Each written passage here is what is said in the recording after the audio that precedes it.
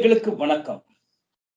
இன்னைக்கு இருக்கிற சூழ்நிலையில பாத்தீங்கன்னா, சைபர் கிரைம் அப்படின்றது வந்து ஒண்ணு பெரிய இதுவா ஒரு பிளே பண்ணுது ஒரு கேம். அதாவது என்னடா சைபர் கிரைம் அப்படின்னு பாக்குறீங்க. ஆனா இந்த சைபர் கிரைம் அப்படின்னும்போது பாத்தீங்கன்னு வச்சுக்கோங்க, அதுல வந்து வெறும் பணத்த கொள்ள அடிக்கிறது மட்டும் இல்ல. கொள்ள அடிக்கிறது பணத்தையும் கொள்ள அடிக்கலாம். இல்லன்னா ஒருத்தருடைய அ அதாவது வந்து அவங்களுடைய இன்டர்நெட் போயிட்டு ஆக்சஸ் பண்ணி அதாவது அவங்களோட செல்போனோ, இல்ல கம்ப்யூட்டரோ, இல்ல அவங்க பேங்க் அக்கவுண்ட்டோ எது வேணாலும் ஆக்சஸ் பண்ணக்கூடியது.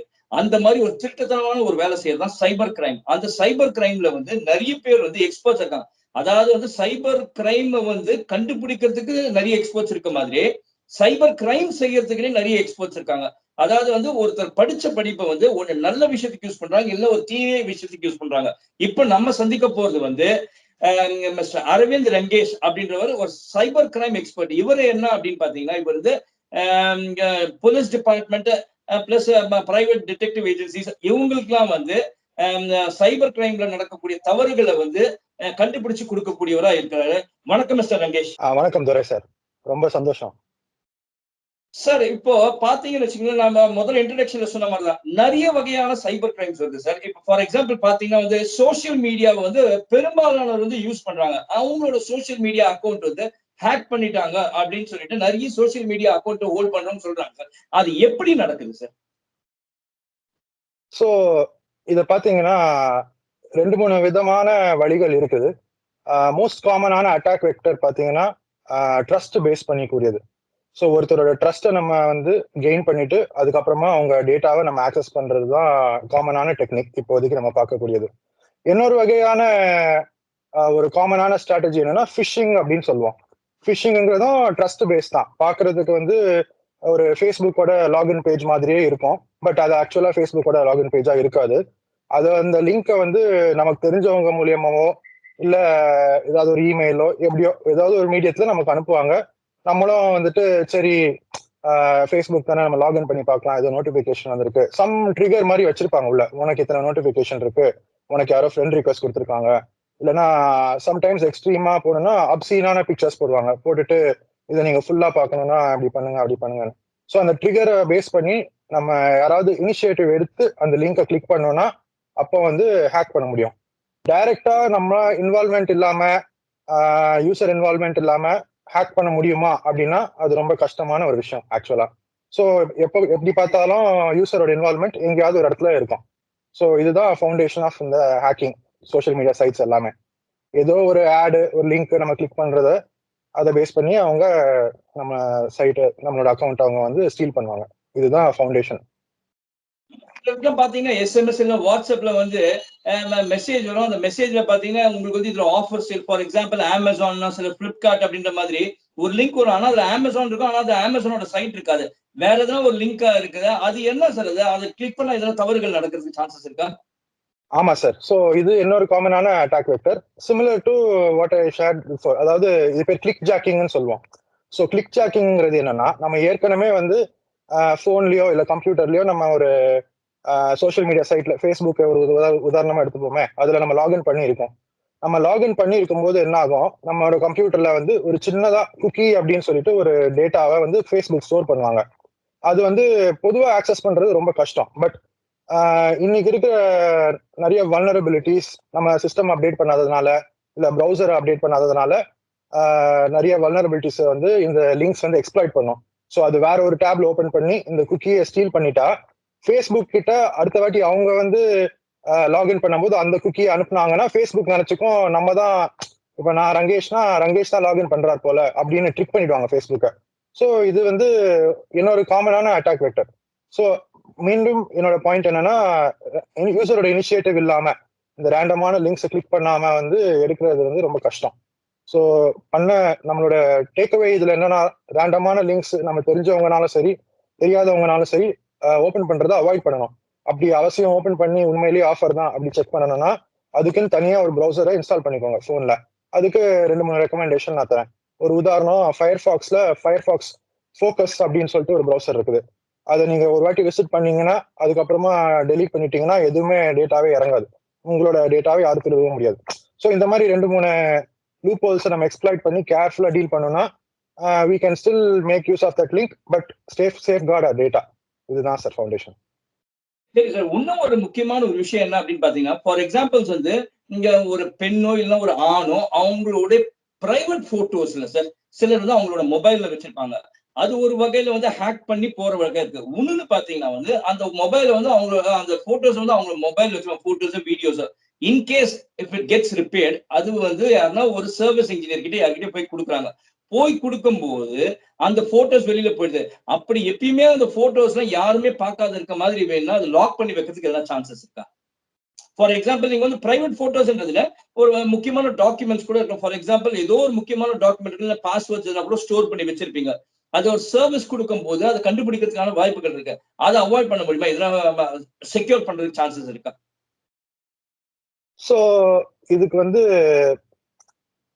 ஜெனரல் செக்யூரிட்டி பிரின்சிபல் நம்மளோட இதுல என்னன்னா, ஒன்ஸ் வந்து பிசிக்கல் ஆக்சஸ் ஒரு டிவைஸ் கிடைச்சிச்சுனாலே அதை வந்து நம்ம சேஃப்கார்ட் பண்றது ரொம்ப கஷ்டம். என்னதான் நம்ம பாஸ்வேர்ட் போட்டாலும் ஒன்ஸ் பிசிக்கல் ஆக்சஸ் கிடைச்சதுன்னா அந்த டேட்டாவை வந்து யார் வேணுமோ ஈஸியா எடுத்துடலாம். ஸோ ஒரு சமயத்துல இப்ப நம்ம சர்வீஸ் கொடுக்க வேண்டியிருக்குது, நம்ம நம்மளோட டேட்டாவை எடுக்க போறாங்க அப்படின்னா பெட்டர் அதை இரேஸ் பண்ணிடுங்க. போனை கம்ப்ளீட்டா இரேஸ் பண்ணா உங்களுக்கு வேலை அதிகம். பட் ஸ்டில் பேக்கப் எடுத்து இரேஸ் பண்ணிக்கோங்க. இல்லைன்னா ஒன்னு கிளவுட்ல போட்டுருங்க. இப்போ நிறைய கிளவுட் சர்வீஸ் வந்துச்சு, கூகுள் போட்டோஸ், ஐக்ளவுட் அப்படின்ட்டு. அந்த மாதிரி எதுலையாவது போட்டுட்டீங்கனாலும் இட் இஸ் பெட்டர். பட் வந்து yes sir, yes sir, they are secured. You can trust Google, Apple அந்த மாதிரிலாம். But you cannot trust your own security. Offline security வந்து it is very difficult sir. ஆமா. So I do not recommend இந்த மாதிரி கொடுக்கும்போது at least ஒரு memory card இருந்ததுன்னா அதையாவது எடுத்துட்டாவது கொடுங்க. அந்த ஒரு பேசிக்கான செக்யூரிட்டி ப்ராக்டிஸை உங்களுக்குள்ளேயே நீங்க ஃபாலோ பண்ணுங்க. நம்ம வந்து காசை, பணத்தை, நம்மளோட ஆதார் கார்டை, பாஸ்போர்ட்டை, இந்த மாதிரி முக்கியமான டாக்குமெண்ட்டெல்லாம் நம்ம எப்படி சேஃப்கார்ட் பண்றோமோ அந்த அளவுக்கு நம்ம டேட்டாவையும் வந்து நம்ம சேஃப்கார்ட் பண்ணணும். ஒரு சாதாரண ஃபோன் புக் கான்டாக்ட் ஆகட்டும், இல்ல நம்மளை பத்தியான விஷயம் ஆகட்டும், எதுவா இருந்தாலும் நம்ம அந்த அளவுக்கு டீட்டெயிலா நம்ம ட்ரீட் பண்ணணும். அந்த ட்ரீட் பண்ணாததுனாலதான் இவ்வளவு விளைவுகள். நாளைக்கு ஒருத்தர் திருடினப்புறம் தான் நமக்கு அதோட வேல்யூவே நமக்கு தெரியுது. அது வரைக்கும் நமக்கு வந்து அதை உணர மாட்டேங்கிறோம். ஸோ இந்த பிரின்சிபலை நம்ம கொண்டு வந்துட்டோம்னாலே ஆட்டோமேட்டிக்கா வி வில் ஆட்டோமேட்டிக்லி நமக்குள்ளே ஒரு சப்கான்சியஸா ஒரு திங்கிங் வந்துடும். ஐயோ இல்லை லேட்டா இருக்குது, நான் கொடுக்கறதுக்கு முன்னாடி ஏதாவது பண்ணணுமே. இல்ல இப்போ தண்ணி உள்ள போய் விழுந்துச்சு போனு, அதுல டேட்டாவே எடுக்க முடியாது அப்படின்னா அப்போ நீங்க வந்து சர்வீஸ் இன்ஜினியர் கிட்ட ரிக்வெஸ்ட் பண்ணி நான் கூட இருந்து நான் போனை பார்த்து நான் வாங்குறேன், அந்த கண்டிஷன்ல நான் போனை தரேன் அப்படின்னு நீங்க சொல்லி பண்ணலாம். இதுதான் நான் கொடுக்குற அட்வைஸ் என்னோட ஃப்ரெண்ட்ஸோ என் ஃபேமிலிக்கோ. என்ன ஒரு பெரிய இஷ்யூ ஒன்னு ஓடிட்டு இருக்கு. நீங்க வந்து நிறைய சைபர் கிரைம் பத்தி நீங்க விஷயம் தெரிஞ்சதுனால நான் உங்ககிட்ட கேட்டேன். பாத்தீங்கன்னா பேங்க் அக்கௌண்ட் ஃப்ராட், அதாவது வந்து மானிட்டரி ஃப்ராட்ஸ் நிறைய நடக்குது. அந்த ஏடிஎம் கார்ட்ஸ்ல அவங்க சிலரோட ஏடிஎம் கார்டு, இப்போ ஃபார் எக்ஸாம்பிள் என்னோட ஏடிஎம் கார்டு எங்கிட்டே இருக்கும். ஆனா வந்து நம்ம நியூஸ்ல எல்லாம் பார்க்கலாம், ஒருத்தரோட அக்கௌண்ட் வந்து காசு போயிருக்கு அப்படின்னா இந்த ஏடிஎம்ல இருந்து எடுத்திருக்காங்கன்றாங்க. அப்படி எடுத்திருக்காங்க அப்படிங்கும்போது ஸ்கிம்மர் ஏதோ something the say that I am not sure about it exact, but அந்த இதை யூஸ் பண்ணிருக்காங்கன்னா சிலர் பாத்தீங்கன்னு வச்சுக்கோங்க, ஒருத்தரோட அக்கௌண்ட் வந்து ஆன்லைன்லயே வந்து யூஸ் பண்ற ஆக்சஸ் பண்ணி அவங்க அமௌண்ட் எடுத்துறாங்கன்ற இந்த மாதிரி. அப்புறமா அது இல்லாம சிலருக்கு வந்து எஸ்எம்எஸ் ஒரு போன் பண்ணுவாங்க, நான் பேங்க்ல இருந்து கூப்பிடுறாங்க, உங்களோட ஏடிஎம் லாக் ஆயிடுச்சு, உங்க அக்கௌண்ட் நம்பர் இதுதானே வெரிஃபை பண்ணிட்டு லாக் ஆயிடுச்சு, இது இப்படி எல்லாம் இருக்கும்போது அவங்க கேட்கறாங்க, அப்புறம் உங்களுக்கு ஒரு ஓடிபி வரும், இதை ஷேர் பண்ணுங்கன்றாங்க. இது எப்படி சார் நடக்குது? பேங்க் மூலமா அவங்களோட செக்யூரிட்டி கொஸ்டின்ஸ்ல இருந்து எல்லாமே போகுது, எப்படி போகுது? ஸோ இதுல ரெண்டு ஆஸ்பெக்ட் இருக்கு சார். ஃபர்ஸ்ட் வந்து let me address credit card அந்த டெபிட் கார்டு பத்தியான விஷயம். ஸோ ஸ்கிம்மருங்கிறது வந்து it is a very common device. நம்ம கார்டுல எல்லாம் பாத்தீங்கன்னா ஒரு மேக்னெட்டிக் ஸ்ட்ரைப் இருக்கும். ஸ்கிம்மருங்கிறது it's just a magnetic reader. அந்த காலத்து கேசட் டேப்ல எல்லாம் ஹெட்னு சொல்லுவோம் இல்லையா, அந்த மாதிரி ஒரு டிவைஸ் அது. ஸோ ஒன்றும் இல்லை, நம்ம கார்டு வந்து பாக்கெட்ல இருந்தாலே போதும், யாராவது லைட்டா காலால உரசிட்டு போனாங்கன்னா கூட டேட்டாவை எடுத்துரும். ஸோ அந்த அளவுக்கு skimmers can be very powerful. So இப்போ ஏடிஎம்ல வந்துட்டு நம்ம பண்ண வேண்டியது என்னன்னா, ஸ்கிம்மர் இருக்கா இல்லையானா கார்டு சொருகிற இடத்துக்கு மேல ஏதாவது அன்யூஷுவலான ப்ரொட்ரூஷன் இருக்குதா, பல்ஜ் இருக்குதா, இல்ல ஏதாவது ஒரு பிளாஸ்டிக் கிளாடிங் மாதிரி ஏதாவது தள்ளிக்கிட்டு இருக்குதா, அதை வந்து எடுக்க முடியுமா நம்மளால கையால சுரண்டி பாத்தீங்கன்னா உங்களுக்கு வந்து ஒரு ஐடியா கிடைக்கும் அதுல ஸ்கிம்மர் இருக்குதா இல்லையா அப்படின்னு. ஸ்கிம்மர் இருக்கிற ஏடிஎம் வந்து it's a very rare occurrence. அது எந்த மாதிரி இடத்துல நடக்கும்னா ஒரு சிட்டி அவுட்ஸ்கர்ட்ஸ்ல செக்யூரிட்டி இங்க வந்து அடிக்கடி வந்து போகாத ஒரு ஏடிஎம் அவுட்லெட்ல தான் இருக்கும். ஸோ அதிகமா கூட்டமா இருக்கிற ஏடிஎம்ல ஒரு சிட்டி சைட்ல ஒரு கான்சென்ட்ரேட்டடா நிறைய பீப்புள் யூஸ் பண்ற ஏடிஎம் யூஸ் பண்றது வந்து நம்மளோட சேஃப்டி எப்பவுமே. ஏன்னா அதுல அந்த ப்ராபபிலிட்டி ஆஃப் ஸ்கிம்மர் வந்து ரொம்ப கம்மி. அந்த மாதிரி இடத்துல வந்து எப்பவுமே செக்யூரிட்டி கார்ட்ஸ் இருப்பாங்க, சிசிடிவி மானிட்டரிங் இன் பிளேஸ் இருக்கும். ஸோ அதான் இது வந்து 2-3 வேரியபிள்ஸ். செகண்ட் வேரியபிள் வந்துட்டு பேங்கே வந்துட்டு செக்யூரா இல்லாம இருந்ததுன்னா, அவங்க சைட்ல செக்யூரிட்டி பண்ணாம இருந்திருந்தாங்கன்னா, உதாரணத்துக்கு சில பேங்க்ஸ்ல வந்துட்டு சிசிடிவி வச்சிருப்பாங்க, but it may not be working. But இந்த நாலேஜ் வந்து த்ரூ சம் பேங்க் எம்ப்ளாயி வந்து இந்த அவுட் சைடருக்கு வந்து எப்படியாவது போயிருக்கும். ஸோ அதை வச்சு அவங்க போல்டா நம்ம எடுத்தாலும் தெரியாது அப்படிங்கிற ஒரு நம்பிக்கையில அவங்க பண்ணலாம். இல்லைன்னா இந்த மாதிரி யூஸ்வலா இன்சைடர் இன்ஃபர்மேஷன் ஏதாவது இருக்கும் அந்த சிஸ்டம் பத்தி. அவுடேட்டடான ஒரு ஓஎஸ்ல ரன் ஆகலாம், ஒரு பழைய விண்டோஸ் வெர்ஷன்ல, இல்ல அதுல ஏதாவது இன்ஜெக்ட் பண்ணிருக்கலாம் ஹேக்கிங் மாதிரி. So there are many variables. So அதுக்கு தான் எப்பவுமே செக்யூரிட்டி போடுவாங்க அந்த மாதிரி ஏடிஎம்ல. So some banks they don't treat security very well. ஒரு இன்சிடென்ட் ஆற வரைக்கும் வெயிட் பண்ணி அந்த இன்சிடென்ட் ஆன பிறகு தான் அவங்க செக்யூரிட்டி அப்கிரேட் பண்ணுவாங்க. There are other banks that are proactive in security. So for genuine reasons, I cannot name which bank is which type.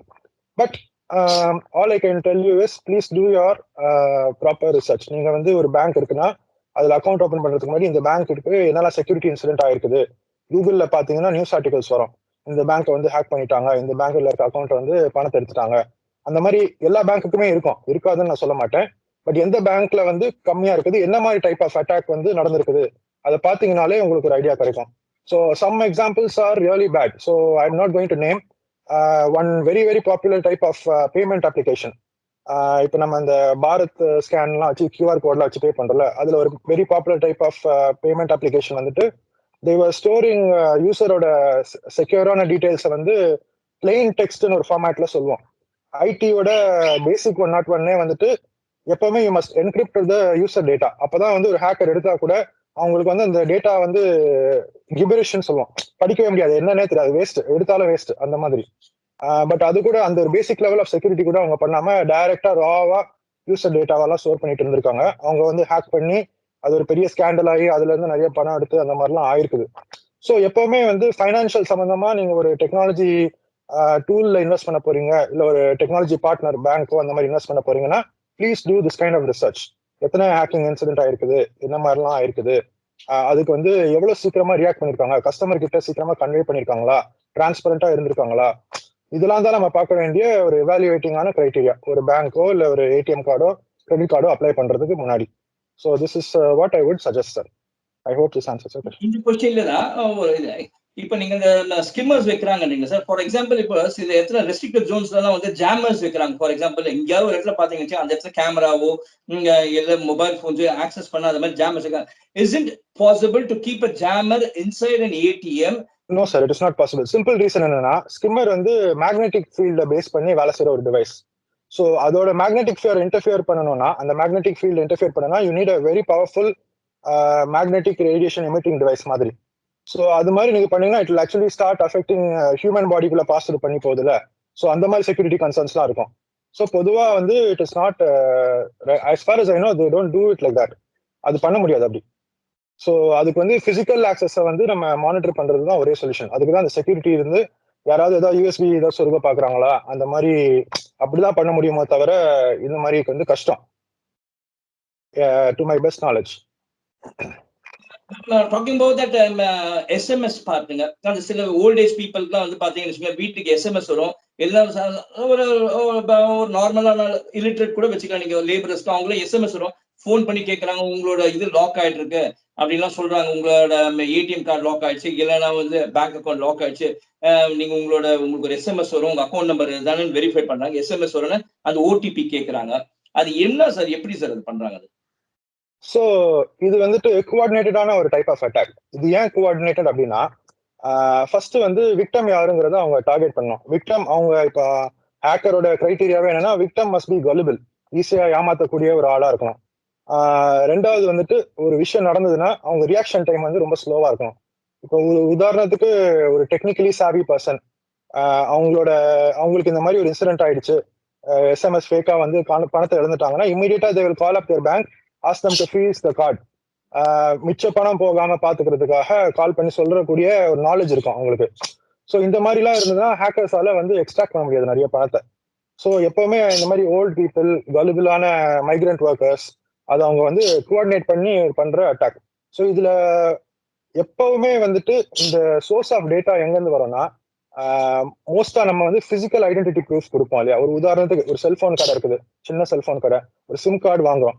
அப்போ வந்து அவங்க நம்ம கிட்ட ஆதார் கார்டுல இருந்து எல்லா டீட்டெயிலும் வாங்குறாங்க, ஹார்ட் காப்பியா வாங்குறாங்க. அவங்க ஒரு ஃபார்ம்ல ஃபில் பண்ணி கையெழுத்து போட்டு தரோம். நம்ம வந்து அதை ப்ராசஸ் பண்ணி முடிச்ச பிறகு அந்த டேட்டா எங்க போகுதுங்கிறத நம்ம யோசிக்க மாட்டேங்கிறோம். இப்போ ஒரு உதாரணத்துக்கு அது தப்பான கைக்கு போச்சுன்னா, they have access to where you live. உங்களோட நெட்வொர்க் என்னங்கிறத கூட ஓரளவுக்கு எஸ்டிமேட் பண்ணலாம்.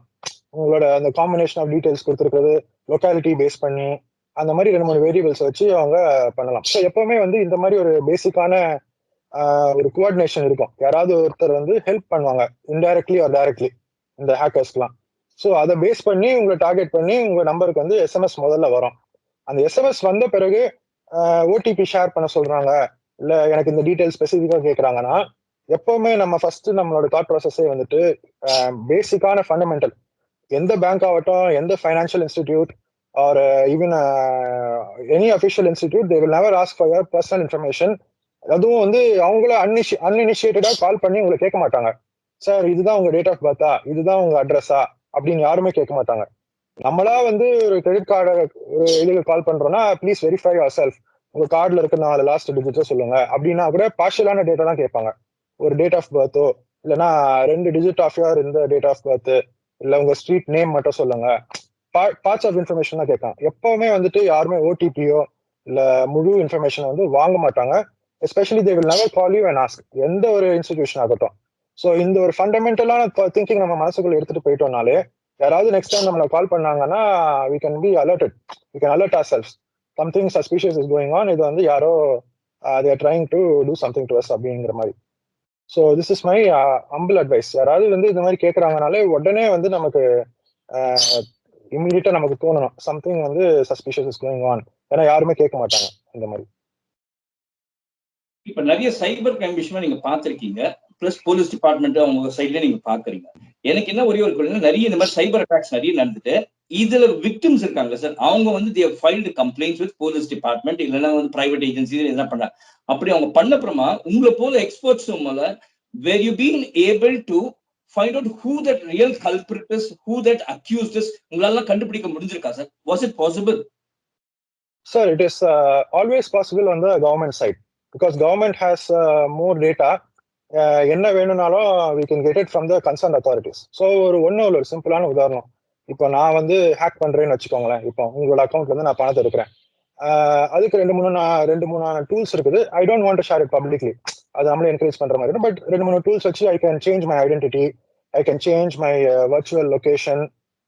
வேற நான் வந்து உதாரணத்துக்கு நான் வந்து அமெரிக்கால இருந்து இருக்கிற மாதிரி கணக்கு காமிக்கலாம், அந்த மாதிரிலாம் பண்ணலாம்.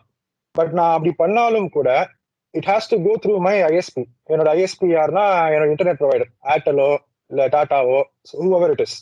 So the government can always trace out where you are doing this from, எந்த வெண்டர் அது, எந்த ஐஎஸ்பி அது, they will have logs. So fundamentally we can trace out the person. என்ன டூல் யூஸ் பண்ணலாம், there are a lot of tools claiming அனானமஸா பண்ணலாம் அப்படின்னு. என்ன அனானமஸா பண்ணாலும் there's ways. So we can and the department has definitely many cases we have found out, just that it is not public. We don't they don't tend to make it public thavara, but definitely cases. Ama. The next question is, how far are the social media applications and mobile applications, that is social media applications irukku nariya, adu illama other e-commerce mobile applications irukku, how far are they secured, sir? So from a non-technical perspective, the only way you can find out previous hack attempts, ப்ரீவியஸா நியூஸ்ல வந்து have they been for hacking, அப்படி இல்லைன்னா trust review sides இருக்குது. ஒரு side பத்தியுமே வந்து எந்த level of trust இருக்குது அப்படின்னு சொல்லிட்டு ரிவ்யூ பண்ற மாதிரியே சைட்ஸ் இருக்குது. ஒரு சைட்டையே ரிவ்யூ பண்ற மாதிரி site, I think site advisor அப்படின்னு 2-3 சைட்ஸ் இருக்குது. அது ஒன்று பார்க்கலாம். ரெண்டாவது வந்துட்டு ஆப்வியஸ்லி கஸ்டமர் ரிவ்யூஸ் பார்க்கலாம். பட் நம்ம இப்படிதான் பார்க்க முடியுமா தவிர ஒரு நான் டெக்னிக்கல் பர்சனா வந்துட்டு there's not an easy way to judge இந்த சைட் குட் இந்த சைட் பேடுன்னு. But if you are really இன்ட்ரெஸ்டட்னா OSWAP அப்படின்னு ஒரு சைட் இருக்குது. தே லிஸ்ட் டவுன் OSWAPனா open source web application security சம்பந்தமானது லிஸ்ட் பண்ணியிருப்பாங்க. டாப் 10 புல்லட் பாயிண்ட்ஸ், இதெல்லாம் வந்து செக்யூரிட்டி இருக்கணும் ஒரு சைட்டுக்கு, இதெல்லாம் இருந்தாதான் அந்த சைட் செக்யூர்னு அர்த்தம்னு சொல்லி ஒரு லிஸ்ட் போட்டிருக்காங்க, கம்பைல் பண்ணியிருக்காங்க. நம்ம வந்து அதுல இருந்து பார்த்து நம்ம கண்ணுக்கு தெரிஞ்ச வரைக்கும் அவங்க செக்யூரா இருக்காங்களா அப்படிங்கிறத நம்ம பார்க்கலாம். ரெண்டாவது வந்துட்டு இப்போ நம்ம ப்ரௌசர்ல இருந்து ஆக்சஸ் பண்றோம் இல்லையா? ஒரு உதாரணத்துக்கு ஃபிளிப்கார்ட் ஆக்சஸ் பண்றோம். எடுத்த உடனே அந்த ப்ரௌசர் பார்லயே ஒரு லாக் இருக்கும். அந்த லாக் வந்து பச்சையா இருக்குதா, சிவப்பா இருக்குதா, இல்ல லாக்கே இருக்குதா, முதல்ல லாக் இல்லையா? அந்த லாக் ஐகான் இல்லைன்னு வச்சுக்கோங்களேன், எல்லா ப்ரௌசர்லயுமே காமிக்கும். குரோம் ஆகட்டும், ஃபயர்ஃபாக்ஸ் ஆகட்டும், மைக்ரோசாஃப்ட் எட்ஜ் ஆகட்டும், எதுலயுமே எல்லாத்துலயுமே அந்த லாக் சிம்பிள் காமிக்கும். அந்த லாக் இல்லைனாலே ஒரு டீடைல் கூட என்டர் பண்ணக்கூடாது நீங்க. அது மாதிரி ஒரு வஸ்ட் சைட் எதுவுமே இல்லைன்னு அர்த்தம். அதை வந்து you must avoid it at all cost. உங்களை பத்தி ஒரு டீட்டா கூட போகக்கூடாது. ஸோ ஒரு கன்சியூமரா இந்த மாதிரி பேசிக்கான security measures we can take. But technically, if you want to assess, then you have to do audits, security audits. White hat hacking சொல்லுவோம் நாங்களே வந்து எங்களால் இன்ட்ரூஷன் காமனான இன்ட்ரூஷன் அட்டம்ஸ்லாம் இருக்குது. நாங்கள் அதை எக்ஸிக்யூட் பண்ணி பார்ப்போம். ஏதாவது டேட்டா எங்களால் எடுக்க முடியுதா, இல்லை ஒரு விஷயம் ஒரு ரிசோர்ஸ் நான் வந்து ஆக்சஸ் பண்ணக்கூடாததை என்னால் ஆக்சஸ் பண்ண முடியுதா, அந்த மாதிரிலாம் நாங்கள் டெஸ்ட் பண்ணுவோம். உதாரணத்துக்கு உங்கள் அக்கௌண்ட்ல இருக்கிற டீட்டெயில்ஸ் வந்து என்னால் பார்க்க முடியக்கூடாது. இப்போ மேலே நான் அட்ரஸ் பார்ல போயிட்டு flipkart.com/durai அப்படின்னு அடிச்சேன்னா உங்களோட டீட்டெயில் வந்து உங்களுக்கு மட்டும்தான் வரணும். நீங்க லாகின் பண்ணியிருந்தீங்க மட்டும்தான். இப்போ நீங்க வந்து flipkart.com/rangesh அடிச்சீங்கன்னா எந்த காமிச்சதுன்னா அப்போ ஆப்வியஸ்லி அவங்க கோடு வந்து சரி இல்லை அப்படின்னு அர்த்தம். ஸோ இந்த மாதிரிலாம் நாங்க பண்ணுவோம்.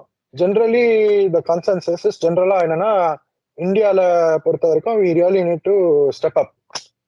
நம்மளோட செக்யூரிட்டி கேமை வந்து we must step up. We are not known to be the best people for security. World வைட்ல நான் சொல்றேன், வேர்ல்டு வைட் பெர்ஸ்பெக்டிவ்ல we must take measures appropriately. So this is what I would say. For example நீங்க வந்து ஒரு சிஸ்டம்ல போய் browse பண்றீங்கன்னு வச்சுக்கோங்க, இல்லைன்னா உங்க மொபைல்ல ப்ரௌஸ் பண்ணி ஒரு ப்ரௌசர் ஓப்பன் பண்ணீங்கன்னா ஏதோ ஃபார் எக்ஸாம்பிள் ஒரு XYZ ஏதோ ஒரு வெப்சைட் ஓப்பன் பண்ணேன். At times you get some popups. அந்த பாப்அப் வந்து by mistake you click it. If you click it, is there anything wrong in it, or else we can just close it? அதனால எதனா ஆபத்து இருக்கிறதுக்கு வாய்ப்பு இருக்கா? So first of all இந்த popups வந்து லெஜிட்டிமேட்டான சைட்ஸ்ல வர்றது வந்து ரொம்ப கம்மி. ஸோ அன்லெஸ் இந்த மாதிரி இந்த டீல் சைட்ஸ் இல்லை இந்த ஸ்கேம் சைட்ஸ்ல தான் இந்த பாப்அப்ஸ்லாம் அதிகம். அது ஏன் இந்த பாப்அப்ஸ்லாம் பண்றாங்கன்னா அவங்களோட ரெவென்யூ சோர்ஸ் வந்து அது. So it is simply question of economics, money matter தான் அது. இந்த பாப்அப்பை கிளிக் பண்ணா என்னோட டேட்டா போகுமா அப்படின்னா we cannot say black and ஒயிட்டா yes or no. It really depends on the site. But it is always safe to assume the worst case scenario, அதாவது click பண்ணதுனால உங்க டேட்டா போயிடுச்சுன்னு. ஸோ இதை ப்ரிவென்ட் பண்றதுக்காக நம்ம என்னெல்லாம் பண்ணலாம்? எல்லா ப்ரௌசர்லயும் வந்துட்டு Chrome, Firefox, Edge, even mobile ப்ரௌசர்ல இன்காக்னிட்டோன்னு ஒரு மோட் இருக்குது, இல்லைன்னா பிரைவேட் ப்ரௌசிங்னு சொல்லுவாங்க. ஸோ இந்த மாதிரி சைட்ல விசிட் பண்றீங்கன்னா தயவுசெய்து பிரைவேட் ப்ரௌசிங்ல இல்ல இன்காக்னிட்டோவில் போய் விசிட் பண்ணுங்க. பண்ணீங்கன்னா எந்த டேட்டாவுமே வந்து அவங்களால எடுக்க முடியாது, ஏன்னா அது எதுவுமே ஸ்டோர் ஆயிருக்காது அதுல. ஃபர்ஸ்ட் ஸ்டெப்பே வந்து நான் இதுதான் ரெக்கமெண்ட் பண்ணுவேன். அப்படி இல்லை நான் தெரியாம கிளிக் பண்ணிட்டேன், எனக்கு என்ன பண்றது நெக்ஸ்ட் ஸ்டெப் அப்படின்னா, எல்லா ப்ரௌசர்லயும் வந்து கிளியர் ஆல் டேட்டா அப்படின்னு ஒரு ஆப்ஷன் இருக்குது. அதை நீங்க வந்து பண்ணீங்கன்னா ஏதாவது டேட்டா அது ஸ்டோர் பண்ணியிருந்தது நம்மளை பத்தி அனுப்பியிருந்ததுன்னா at least you can prevent it from accessing it further. ஏற்கனவே அனுப்பின டேட்டாவை you can not stop, but at least இதுக்கு மேல வந்து அவங்க ஆக்சஸ் பண்ணாம பாத்துக்கலாம். மூணாவது வந்து ப்ரௌசர் ஓபன் பண்ண உடனே அப்படிலாம் வருது அப்படின்னா I recommend you install and ad blocker. Ad பிளாக்கருங்கிறது ஃப்ரீயான சாஃப்ட்வேர்.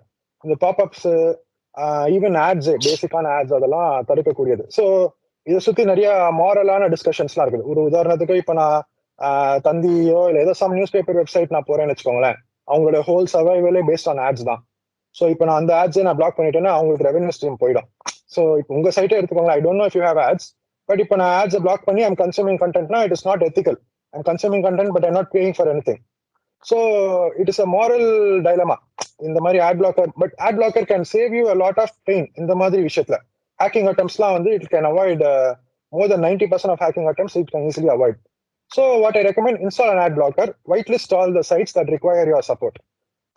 இப்போ உங்களை மாதிரி சைட் எல்லாம் வந்து ஒயிட் லிஸ்ட் பண்றதுக்கு ஆப்ஷன் கொடுத்துருக்காங்க ஆட் பிளாக்கர்ல, இந்த மாதிரி அவங்க ரெவென்யூ அடிப்படாம இருக்கணும் அப்படின்னு. So is my humble request, support them but at the same time safeguard your self. One more question sir.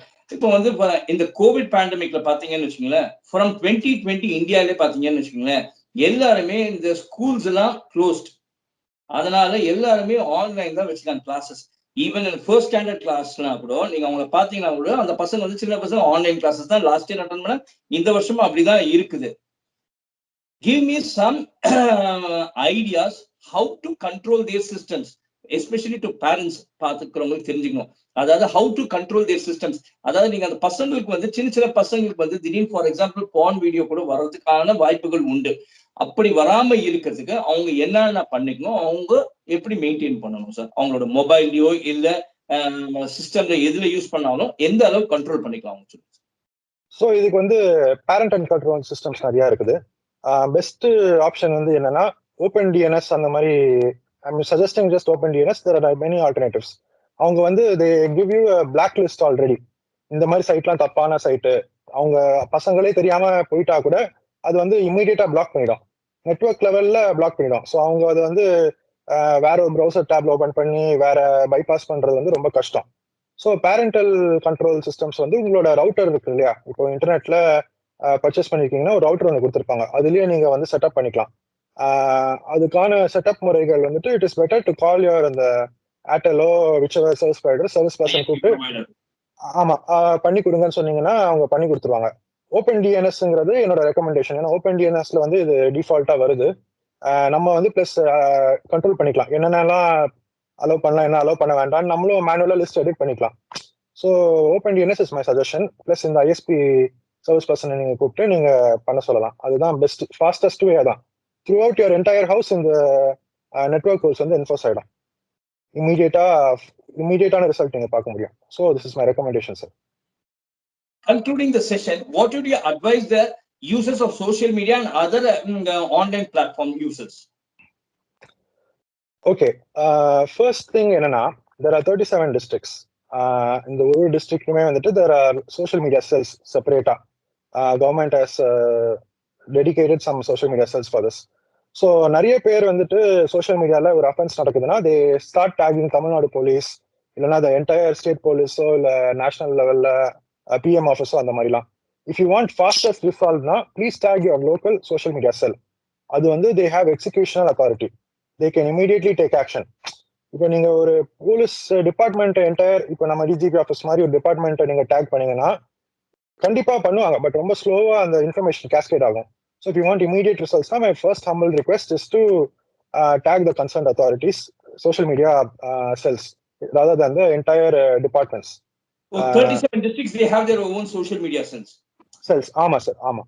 So that is one recommendation. Number two is, if you see somebody on social media doing something wrong, do not engage in a conversation, do not engage in arguments.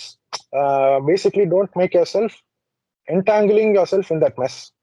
நாளைக்கு வந்து investigation நடக்குதுன்னா unnecessarily you will also be pulled into that. So make sure you observe that person, you report that person as a good citizen. That is all. But don't go down to their level and don't engage in that kind of conversation or argument or whatever destructive behavior that is. Third most important thing, my advice would be in terms of security, please follow the principle of least trust. So principle of least ட்ரஸ்ட்னா, இப்போ ஒரு உதாரணத்துக்கு நான் ஒரு cellphone கடையில sim card வாங்க போகிறேன். அவங்க வந்து என்ன ஐடி ப்ரூஃப் கேட்குறாங்க, ஆதார் கார்டை கொடுங்க அப்படிங்கிறாங்க. ஸோ என்னோட கேள்வி என்னவா இருக்கும்னா, உங்களுக்கு எதுக்கு ஆதார் கார்டு? என்னோட ஐடென்டிட்டி நீங்க வெரிஃபை பண்ணணுமா, இல்லை என்னோட அட்ரஸ் வெரிஃபை பண்ணணுமா? ஐடென்டிட்டி வெரிஃபை பண்ணணும்னா I can give you my PAN card. PAN card வந்து ஆதார் கார்டில் இருக்கிற அளவுக்கு இன்ஃபோ இருக்காது டீட்டெயிலா. அதே மாதிரி I can give you my driving licence if you want address ப்ரூஃப்னா. But I will not give you my PAN card நீங்க கேட்ட உடனே, இல்லை பாஸ்போர்ட்டோ.